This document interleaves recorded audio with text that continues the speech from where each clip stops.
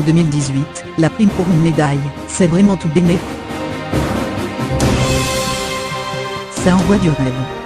Non contents de devenir, pendant quelque temps au moins, de véritables super-héros aux yeux du public et de leurs homologues, les athlètes olympiques médaillés aux Jeux de Pyeongchang, en Corée du Sud, repartent également avec un beau petit pactole. Car chaque médaille vaut son pesant d'euros.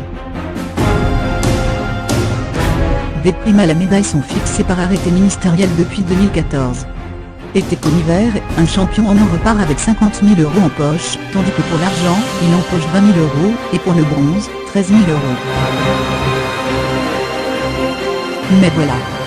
De ces coquettes sommes, il faut ensuite déduire un certain pourcentage, ne pouvant excéder 50%. Et oui, il faut bien laisser un pourboire au staff et aux fédérations, qui ont tout mis en œuvre pour que leurs champions se sentent à l'aise, sur les pistes et en dehors.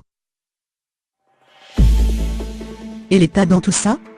S'il est à l'origine du versement de ces primes, il en récupère malgré tout une partie. Car depuis 2011, les primes des médaillés sont soumises à l'impôt sur le revenu. Nombre de champions olympiques ne roulent pourtant pas sur l'or. Nous vivons pour le sport, mais pour la plupart, le sport ne nous fait pas vivre, s'était insurgé, en chœur, de nombreux sportifs, dont Renaud Lavilloni et Martin Fourcade, en 2015, dans une tribune en faveur du statut du sportif de haut niveau. Alors l'État français, bon samaritain, a pensé à un système d'étalement du paiement de leurs impôts sur 4 ans. Mais attention, si le champion a décidé d'aller voir ailleurs si l'herbe était plus verte, donc s'il ne vit plus en France, il ne touchera que 85% de la prime. 540 000 € pour 14 médailles.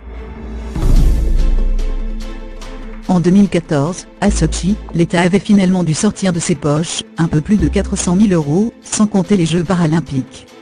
Cette année, les athlètes français ont, pour l'heure, déjà remporté un peu plus de 540 000 € sur 14 médailles, dont celle du relais mixte du biathlon est multipliée par 4. C'est toujours moins que les 2 833 000 € des Jeux de Rio en 2016. Les Jeux d'hiver coûtent donc bien moins cher à l'État français que ceux d'été.